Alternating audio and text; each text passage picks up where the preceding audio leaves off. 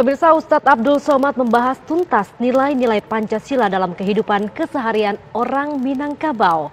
UAS menjabarkan ini saat menjadi salah satu narasumber di Indonesia Liars Club semalam dengan tema Sumbar Belum Pancasilais.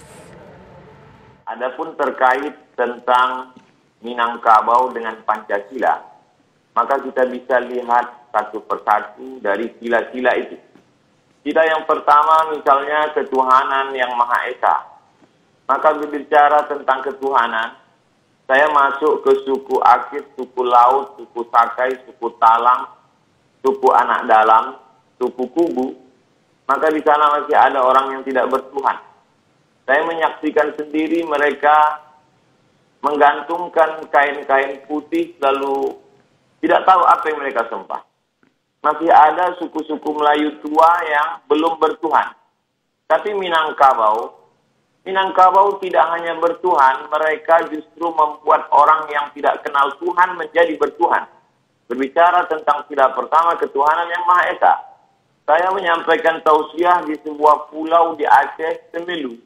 Di sana saya diajak berziarah ke salah satu makam tua, dan orang tua yang menyebarkan Islam itu berasal dari bumi Minangkabau.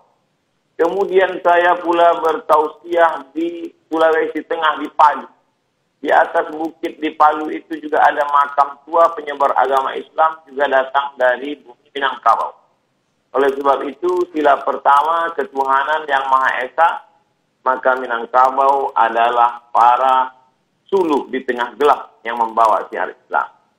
Yang kedua tentang kemanusiaan. Di depan rumah orang Minangkabau ada rangsiang, tempat menyimpan beras. Beras itu dibagi-bagi lagi. Ada beras yang dimakan keluarga, tapi juga ada beras yang jadi makanan untuk fakir miskin. Orang Minangkabau adalah orang yang paling peduli terhadap kemanusiaan. Oleh sebab itu, orang Minangkabau membuka rumah makan.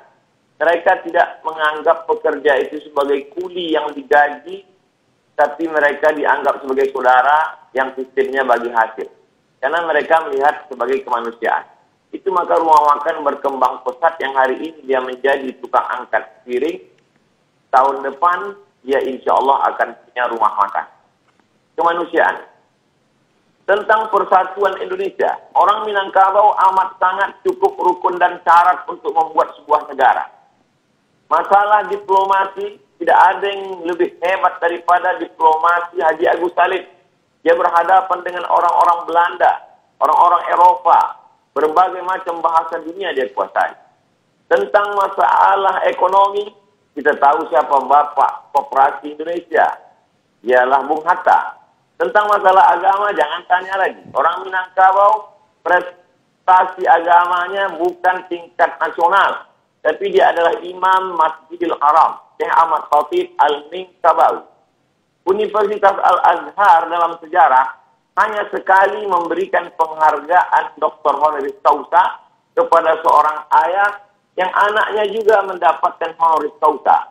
Dia adalah Haji Abdul Malik Karim Amrullah dan ayahnya Abdul Malik Karim Amrullah juga mendapatkan Honoris Causa dari Al-Azhar. Ekonomi, politik, agama, orang Minangkabau punya. Bagaimana dengan tentara? Tentara-tentara Minangkabau tidak dididik di Indonesia. Haji Miskin, Haji Piobang, Haji Sumani, Tuan Kunan Renceh. Mereka adalah tentara-tentara yang luar biasa. Tapi kemudian mereka tidak membuat negara. Mereka justru menggabungkan diri dengan negara Kesatuan Republik Indonesia. Karena mereka mengamalkan pengawal Persatuan Indonesia. Tentang masalah musyawarah. Sila yang keempat. Musyawarah, bule ayah dek pambuluh, bule kato dek mufakat. Air itu menjadi bulat kalau dia lalu di pembuluh. Sedangkan kata itu menjadi bulat kalau dia ada musyawarah mufakat. Orang Minangkabau tidak mengambil keputusan sendiri dengan kepalanya sendiri. Dia tahu dia mungkin silap, salah dan lupa. Orang Minangkabau mengenal filosofi tiga tungku sajarangan. Kalau kita memasak ada 3 tungku di sana. Tungku inilah yang menampung dandang yang begitu besar. Tungku ini juga yang merasakan panasnya api di bawah. 3 tungku sajarangan nenek mama, alim ulama, cerdik pandai. Orang Minangkabau berkata, duduk sendiri sampai duduk bersama lapang. Duduk sendiri terasa sempit, tapi kalau duduk bersama terasa lapang. Kenapa demikian? Karena mereka lebih mengutamakan musyawarah dan mufakat. Lalu kemudian tentang keadilan sosial. Orang Minangkabau amat sangat adil. Anak didukung, kemanakan dipangku. Perempuan Minangkabau tidak pernah perlu jauh dari kampung halamannya untuk cari makan. Kenapa demikian? Karena mereka punya nenek mama yang adil. Perempuan tidak pernah mengalami diskriminasi. Karena perempuan ada harato tinggi yang tidak dibagi. Sebagian ulama mempermasalahkan harato tinggi. Kenapa tidak dibagi menjadi ahli waris? Karena itu sebenarnya adalah wakaf keluarga. Ketika seorang perempuan tidak punya suami atau ayahnya meninggal, tidak keluarga laki-laki, tidak ada. Siapa yang akan menyara hidup dia, memberi makan dia? Ada harato tinggi. Mereka amat sangat mengutamakan keadilan. Orang Minangkabau amat sangat Pancasilais. Mana buktinya? Dari mulai Sabang sampai Papua. Pesawat saya mendarat di Sorong. Begitu turun saya di airport, tangan melambai dari jauh. Saya suruh dia mendekat ke mobil saya tanya, ada apa? Ambo urang Payakumbuh. Betapa jauh tempat kita memandang, tapi orang Minangkabau sampai juga ke sana. Saya diminta memberikan sepatah dua patah kata untuk penggalangan dana Surau Sydney namanya. Tidak hanya ke Indonesia, sampai ke Sydney orang Minangkabau bisa bersosialisasi. Dia diterima di mana dia berada. Karena orang Minangkabau punya filosofi di mana tanah diinjak, di situ langit dijunjung. Di mana bumi dipijak, di situ langit dijunjung. Orang Minangkabau tidak pemarah. Orang Minangkabau tidak pendendam. Orang Minangkabau bagaimana berdebat hebatnya Muhammad Yamin dengan Buya Hamka. Tapi kemudian sebelum meninggal dunia, apa kata Muhammad Yamin? Nanti jenazahku tolong dibawakan oleh Buya Hamka ke kampung halaman. Mereka memang berdebat. Mereka memang orang-orang yang argumentatif, tapi hati mereka lembut dan baik. Lalu kemudian 3 tahun, 3 bulan.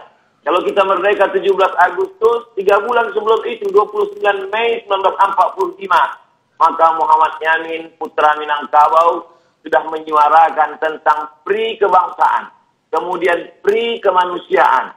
Setelah itu lalu kemudian pri ketuhanan, pri kemasyarakatan. Lalu kemudian kesejahteraan dan sosial. Jadi embrio pemikiran Pancasila itu berawal bermuara dari Minangkabau.